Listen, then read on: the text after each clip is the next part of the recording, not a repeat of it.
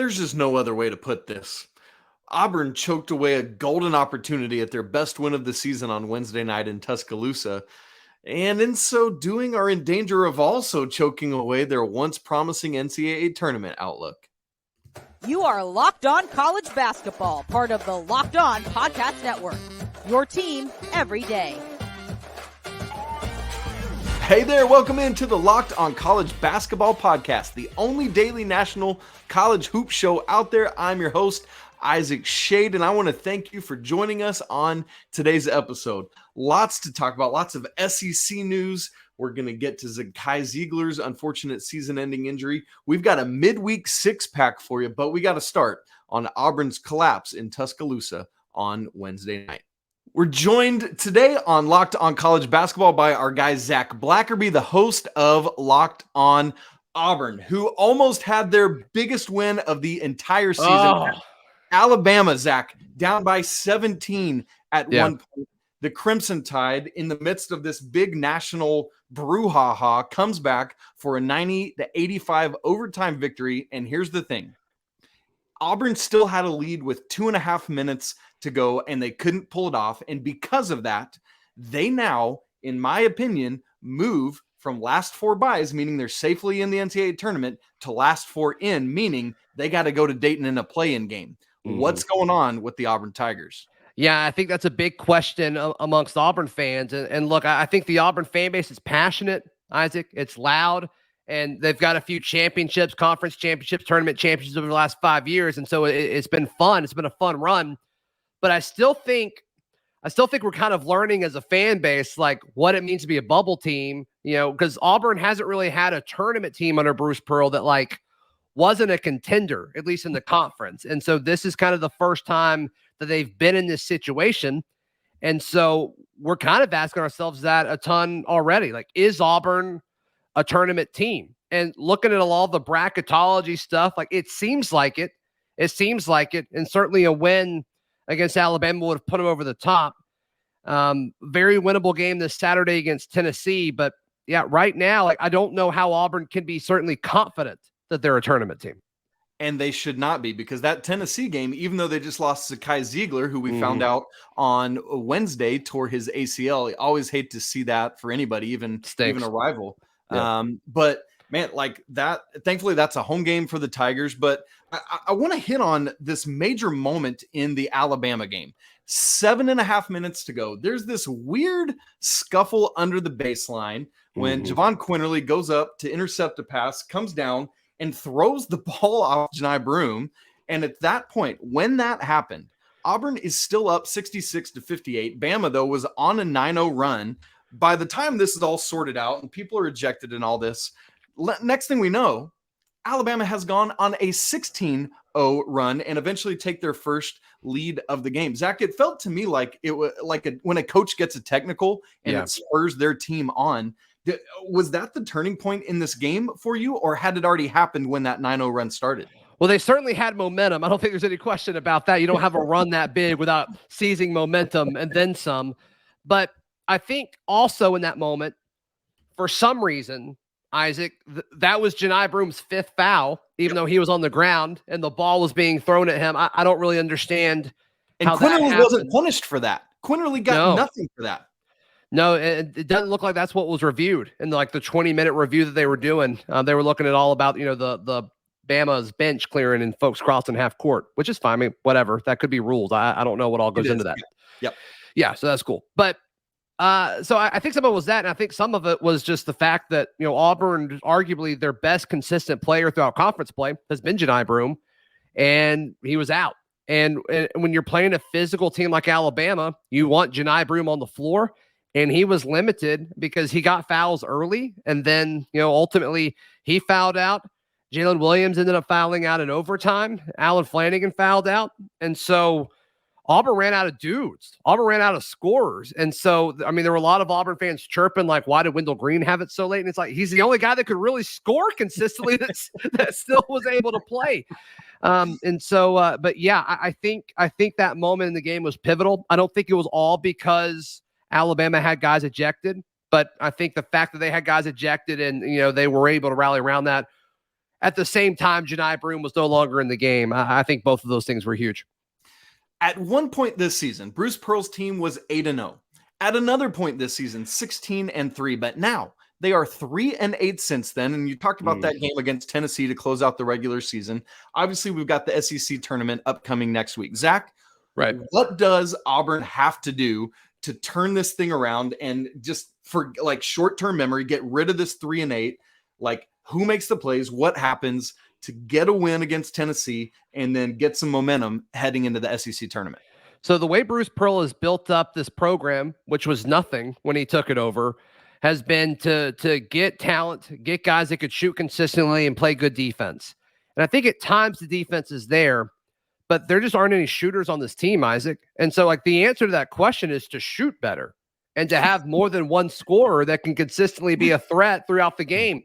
Yeah. But those guys just aren't on the roster, and it's a shame. And so I don't know if there's anything you can do, which stinks. And Auburn fans don't want to hear that. But at this point of the year, you are who you are. And this Auburn team is a team that consistently makes bad decisions when they have the basketball.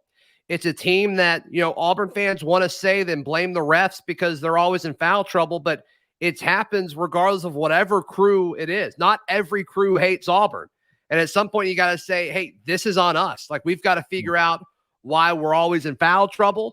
And you play too physically on offense. I don't think you play too physical enough on defense at times. And I think over the course of a season, it results in a lot of losses in conference play, even when the SEC's down.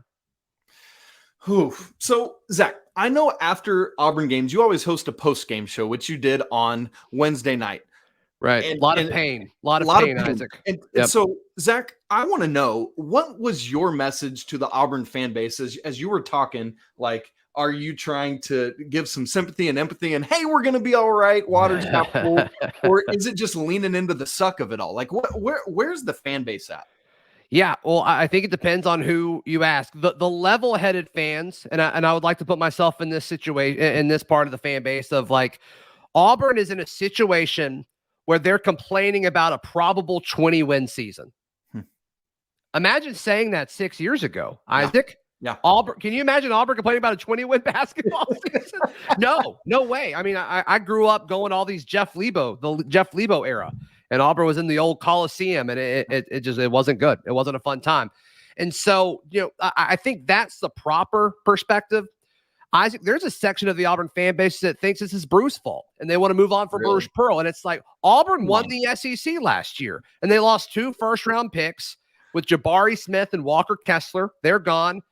But you look at what's coming up on the horizon. Aiden Holloway coming in. He's going to be very, very impressive. And I think you're going to have process some dudes. And I think some guys are certainly going to run out of eligibility, and you're going to have to hit the transfer portal hard because Aiden's really it that's coming in. But you're going to have the flexibility to go out in the transfer portal because there were shooters that wanted to come to Auburn, but there were so many experienced guards. Like, how could you promise them 25 to 30 minutes a game? You couldn't. You could say it, but these guys aren't stupid. They know that they're going to have to fight with those. So I think big picture, like, I think a lot of people, I'm getting a lot of questions about how much eligibility is left, who all can transfer.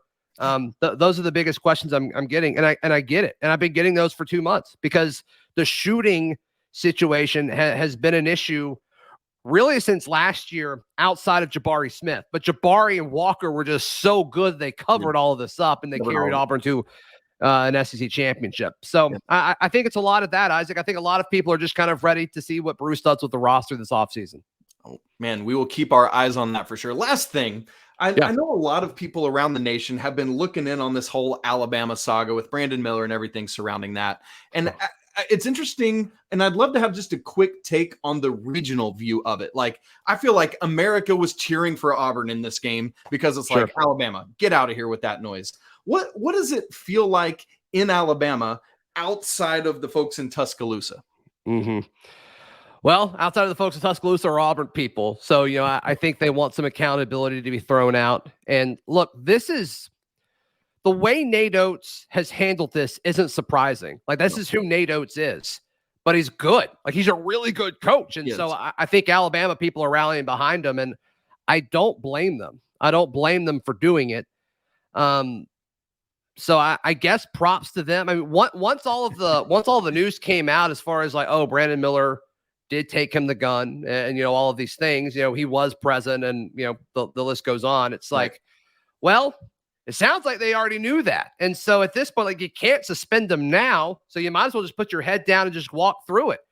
And that's what they've done. And now just like the lack of awareness, like with the pat down pregame thing that we saw over the weekend, it's like, I guess for the folks outside of Tuscaloosa, I mean, I've just been asking the question, like, is there not one grown-up in that room? But they keep winning. So I guess it doesn't really matter. Well, and we got a great example of a grown-up on Wednesday afternoon when JT Otzelberger, the head coach at Iowa State, dismissed one of their star players, Caleb Grill, for not following program ethics. So to TJ Otzelberger, I say thank you for being the grown-up in the room. And I say thank you to you, Zach Blackerby, for joining us. Our heart breaks for Auburn. What a difficult loss this is. Best of luck against Tennessee on Saturday and in the SEC Championship Tournament next week, finding your way, hopefully, into that field of 68. Yep. Everybody watching, subscribe. Locked On College Basketball. Auburn was not the only bubble team in action on Wednesday night, and another SEC guard goes down. It's our midweek six-pack coming up in just a second. But first, I need to tell you that this episode is brought to you by FanDuel. Hey, we're at the midway point of the NBA season. We're back into games after the All-Star break, and now is the perfect time to download FanDuel, America's #1 sportsbook, because new customers get a no-sweat first bet up to $1,000. That's bonus bets back if your first bet doesn't win. So just download the FanDuel Sportsbook app. It's safe, it's secure, and it's super easy to use. And then you can bet on everything from the money line to point scores and three-pointers drained, whatever you want. Plus, FanDuel even lets you combine your bets for a chance at a bigger payout with the same game parlay. So don't miss the chance to get your no-sweat first bet up to $1,000 in bonus bets when you go to FanDuel.com/LockedOn. Once again, that's FanDuel.com/LockedOn to learn all about it. Make every moment more with FanDuel, an official sports betting partner of the NBA. Okay, friends, we are going to get into a midweek six-pack. We're going to keep the SEC vibes rolling. We're going to have some more SEC vibes going in just a minute. And that's where we start in our six-pack. Number one, Vanderbilt. Vanderbilt walks into Rupp Arena on Wednesday night and knocks off number 23 Kentucky on senior night, 68-66. This is a weird win for the Commodores, who have put a couple of these together this season. Vandy led the almost entire second half. UK tied it up with 2.5 minutes left.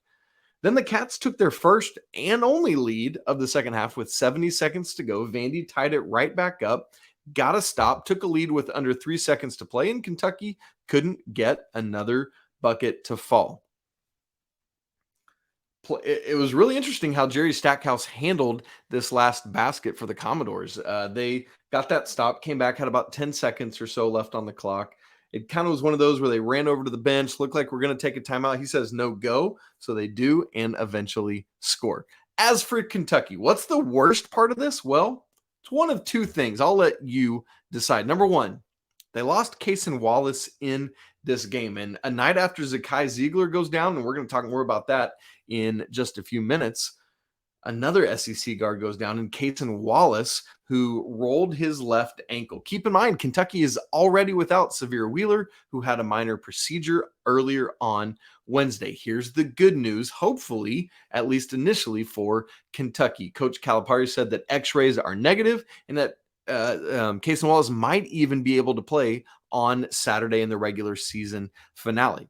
So that's one of the really bad things. The other bad thing for Kentucky, this is a quad 3 loss. It's a home loss to Vanderbilt, meaning Kentucky now has 2 quad 3 losses and a quad 4 loss. And so instead of going up to the 5 line like it looked like they might with a win here, they probably actually drop down further to like a 7 seed, maybe even in the NCAA tournament. I mean, to have that many losses outside of the top 2 quads is not a good look for the Wildcats. Now, Kentucky's in zero danger of missing the NCAA tournament, but this loss is puzzling at home. So wrap up the regular season at Arkansas on Saturday. Be interested to keep our eyes on that. Number 2 in the 6-pack, Notre Dame wins Mike Brey's final home game as the coach of the Irish, and in the process thwart Pitt's opportunity to grab at least a share of the ACC regular season title. Notre Dame walks away 88-81, the victors. And so the other part of it for the Panthers and Jeff Capel's team is that this win would have cemented their NCAA tournament position. I don't think they're in danger of missing out at this point. I think they've essentially done enough and other teams are going to lose, but they had an opportunity to put it in stone on Wednesday night, and they didn't.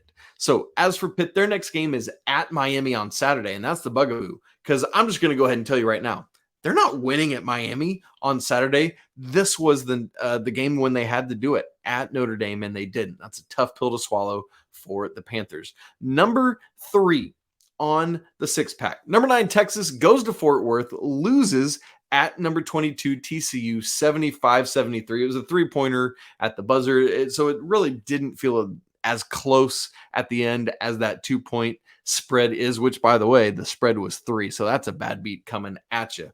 For Texas, this is tough, because had they won, they're still going to host Kansas on Saturday, but they would have hosted Kansas with some Big 12 regular season implications on the line. But by virtue of the loss, the reason to bring this game up is because it means that Kansas has now clinched the outright regular season Big 12 title again. This is now 12 regular season outright titles since 2006, 2007. I'm not just saying any regular season titles. I'm saying outright, no ties, no shares. Since 2006, 2007, they've done it 12 times. The word we use there is ridiculous. That's exactly what Bill Self has done. This dude could easily win Coach of the Year, and perhaps probably should. Number 4 in our 6-pack. Number 19, Xavier at number 20, Providence.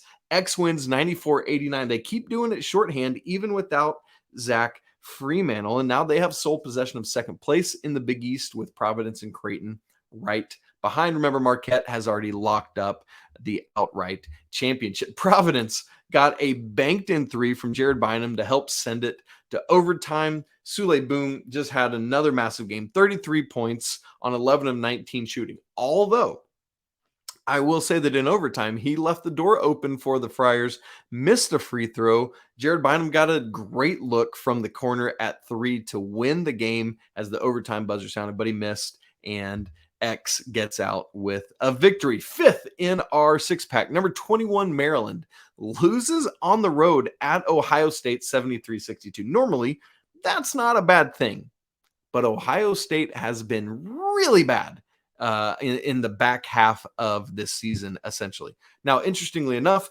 Ohio State has stayed high enough in all the metrics that this doesn't really hurt Maryland too much, because it is a quad 1 loss, because Ohio State's within the top 75 in the net, and it was a road game, meaning quad 1. So it's not good for seeding, though, for Maryland. As you look at this game as the committee, it's like, I know it's a quad 1 loss, but Ohio State, it's been bad. So interesting end of regular season matchup, I should say, for Maryland. They go to Penn State on Sunday. Very intriguing regular season ending matchup. Speaking of Penn State, they are 6th in our 6-pack. They played at Northwestern on Wednesday night and won 68-65 in overtime. Unlike Providence, who wasn't able to get that buzzer-beating 3-pointer at the end, Penn State does. Cam Winter hits a buzzer-beating 3 to keep their NCAA tournament hopes alive. For most people, it seems like Penn State's on the outside looking in right now. Obviously, it depends on the bracketologist you look at, but it feels like the majority of the ones I've looked at have Penn State outside looking in. But they're not out yet. They get a win here. And as we just talked about, they host Maryland on Sunday. So another big opportunity. And here's what's really interesting. This means now Northwestern has lost 3 in a row. And probably the funniest thing about this, you look at the Big Ten standings following all of Wednesday's action. There are 14 total teams in the Big Ten. Exactly half of them, 7 of them, have 8 conference losses. How on earth is that a thing? But it is a thing, and it's absolutely wild. Final game still in progress that I want to mention because it's another bubbly game is Utah State at UNLV. At the time I'm recording this, it's a West Coast special still in progress going on. Halftime, but Utah State's up 12 and looking like they're in good position to keep their tenuous NCAA tournament hopes alive. Remember, they have 0 quad one wins at this point. So they're doing good there. And then they get Boise State this weekend in a massive bubble game between those two teams. Well, I told you we want to get to Zakai Zeigler's injury. Unfortunately, we learned on Wednesday that he does, in fact, have a torn left ACL. And so we're going to be joined by the host of Locked On Vols, Mr. Eric Kaner, where we're going to talk about the injury and what it means for Tennessee's outlook the rest of the way. All right, we got a little Locked On crossover edition here. Eric Kane, Locked On Vols. Isaac Shade here of Locked On College Basketball and Locked On Tar Heels. Some big basketball news, of course, for Tennessee, the Volunteers. Losing point guard Zakai Zeigler. You knew it as soon as you saw the play. It was non-contact. He goes down. We've seen it so many times. Tennessee fans, unfortunately, get this, Isaac. Next to last football game of the regular season, Hendon Hooker tears his ACL. Next to last basketball game of the regular season, Zakai Zeigler tears his ACL, both of which were non-contact, both of which wear jersey number 5. I mean, it's like, yeah, it's awful, man. But yeah, Tennessee lost a big one, and I got to be honest with you, I don't try to sugarcoat things. This is not good news for Tennessee whatsoever. It is not. In fact, we were texting about this earlier today, and I believe the phrase you used with me is Tennessee is toast at this point. Hey, thankfully they weren't toast in the game. I mean, obviously this injury happened in the first couple minutes there at home against Arkansas, and then they pull out a 75-57 victory over, an Arkansas team that's still trying to kind of figure things out and who are we going to be with Nick Smith Jr. working back in. So, Eric, how did that happen? Because I feel like most teams, devastating injury, everyone knows it, like you said. Yeah. And a lot of teams implode at that point, especially when it's early game scenario. So how did Rick Barnes rally this team and get them to blast their way to an 18-point victory? Yeah, I mean, I'm sure Rick Barnes did his part and everything, but I'm going to give credit. I'm going to give credit to those players. You had Jemai Meshack and I believe it was Jonas Adu. Those two guys met with here locally in Knoxville. They do this Big Orange Tip-Hop Club every Wednesday when a couple of players come and speak to an audience, and they both just kind of said, "Hey, that's our brother, that's our teammate. We wanted to, number one, win this game for the seniors, but when he went down, not even 3 minutes into the game, we wanted to win this game for him. We wanted to pick him up, and we just played hard, and we weren't going to let ourselves be emotionally affected at the time, and we were just going to go out there and play because obviously it was a big time game that Tennessee needed to win as well." So I'm going to give a whole lot of credit to that team. Those guys, because it'd be so easy just to turn around and say, well, there it is, not only for this game but for the season, and they did not do that. So a gutsy performance from a number of guys, and Jemai Meshack included, Santiago Vescovi, and Josiah Jordan James, a couple of different guys scored in double figures. And this Arkansas team, as you very well know, it's different than it was 2-3 weeks ago. I mean, they're one of the most dangerous teams, entering postseason play in the SEC tournament and in the NCAA tournament. For Tennessee to respond that way for a 9 o'clock tip in front of still a good crowd on senior night, hats off to that team for not backing down. Absolutely. And I loved Olivia Kamwa's performance as well. I mean, just great stuff there. And at this point, the Vols are a 3 seed, at least in Joe Lunardi's bracketology. And I know the selection committee takes into account injuries and things like that, but I mean, there will be the regular season ending game at Auburn Saturday, and then whatever results come out of the SEC tournament. But I don't really see them sliding down off of that, maybe to 4, but I mean, as they showed on Tuesday night, they can certainly still win. So that said, where does Rick Barnes turn? Is it Josiah Jordan James? Is it Julian Phillips is back now? Like, how does he plug the massive hole left by Zakai Zeigler? Yeah, to your first point about the seating line and everything, I mean, I don't see Tennessee falling much. Even, of course, you don't want to lose against Auburn. By the way, that's a house of horrors for Tennessee. It's tough for Tennessee to win there against Auburn here lately. But, especially with the SEC tournament, Tennessee clicking right at the right time last year and playing its best basketball and winning that tournament, and then they didn't move. Should have been a 2 seed. Yeah. Should have been a 2 seed. Exactly. I mean, no one takes into account at least the SEC tournament, right? So, we'll see. But that's a great question, man. Tennessee has one other true point guard on the roster, and that's B.J. Edwards, and he has not played an awful lot this year. Surprisingly, he's kind of played a little bit more of late, while Tennessee's really been kind of sliding in the month of February. Not a whole lot of minutes, but getting some. He didn't see any against Arkansas that were meaningful, and that was kind of surprising. But I just don't know if he's mature enough, as a basketball player. He's just a true freshman, and that's okay. He can grow into it, but I just don't know if he's ready to kind of take on that role. Tennessee has three guys, really two guys who have experience playing point guard in the SEC. That is Santiago Vescovi, who played it his first 2 years, and then that is Josiah Jordan-James, who, if you think all the way back 4 years ago, he came in as a point guard. Those guys can kind of do it by committee a little bit. You saw Jemiah Mashack, who is not a point guard, but he's playing because of his defensive prowess and everything else he gives Tennessee here lately, and he's been phenomenal. But it almost like if he can handle the ball, which I don't think he's a great ball handler, I don't think that it's going to be him exclusively doing the point guard, but that kind of takes him out of the offensive flow a little bit in terms of trying to create a shot, because that's just not his game. But it's going to be amongst those three guys, Santiago Vescovi and Jemiah Mashack and Josiah Jordan-James. You also have Tyreek Key, who is going to come back and play against Auburn. He's a guy that can, handle the ball. So, handling the ball and everything, it's not going to be that big of a deal. But the issue here, Isaac, is, Tennessee struggles to create shots, right, on the offensive end. And Zakai could, and now he's not playing. Yeah. He's an emotional tone setter. He's one of the few that can create their own shots. He is a Defensive Player of the Year semifinalist. I mean, this is a huge loss for Tennessee. It's going to hurt him.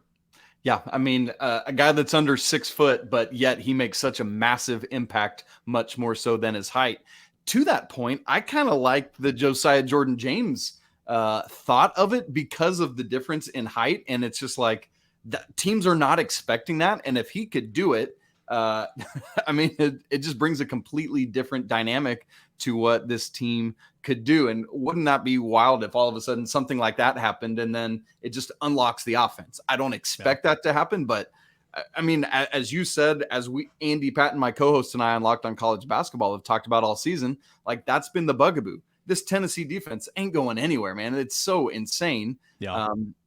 But just the lack of consistency offensively makes it difficult to trust what the Vols can do, to make it to Houston, to win 4 in a row or whatever it may be. And so, yeah, that is absolutely the biggest question here is, what do they do offensively? I love your thought on it essentially being point guard by committee. And if they can put that together and do some different things that other teams are going to have to account for in their scouting report, it could actually be something that is a quirk that people aren't going to know how to deal with. Yeah, we'll see. We'll see how they play against Auburn. And again, credit Tennessee, credit that staff. I mean, they did not fall back. In fact, they took it to Arkansas, and they beat the tar out of them the other night. And credit to them. But, teams will start seeing tape and kind of start scouting Tennessee without Zakai Zeigler. And it's not going to be like that every single game. I mean, it's easy. You have some people saying, well, Tennessee looks better offensively without Zakai. I mean, that is not going to be the norm whatsoever, in my opinion. Now, Tennessee's going to play hard. They're going to try. It's just, they had their shortcomings on offense, as they have all season long. And now you take out the tone setter, who has 5 double-doubles this season, points to assist. It's a Tennessee record, by the way, in a single season, and it's done by, Zakai Zeigler. So we'll see exactly what happens. Now, you and I were texting, and I did save Tennessee's toast. And, that's probably what a lot of Tennessee fans are feeling like right now, because it's just been such an annoyance in terms of the inconsistency, because Tennessee is good enough to beat anybody.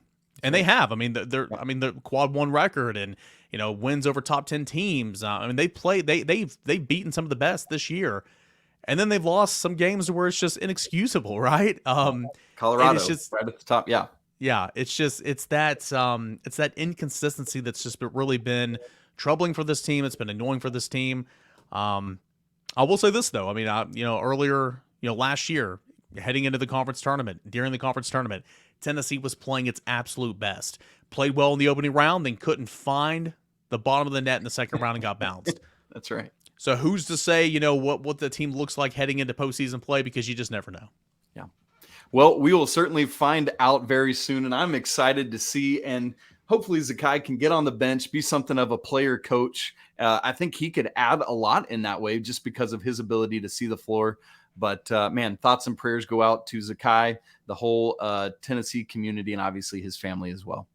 My thanks to Zach Blackerby and Eric Kane for joining the show today. Please make sure you follow those guys on Twitter. Make sure you check out their shows. Lots of SEC stuff today, as I said. Alabama pulling out a wild win there in Tuscaloosa and kind of having their way in the SEC, staying atop. I think right now they're still the number 1 overall seed, but Kansas is making that big push, and it's kind of elbowing Houston to that number 3 overall seed for me. Please make sure to subscribe, smash the like button, and comment on today's show. And as always, my apologies to the Lawyer family. We'll talk to you tomorrow, but until then, peace.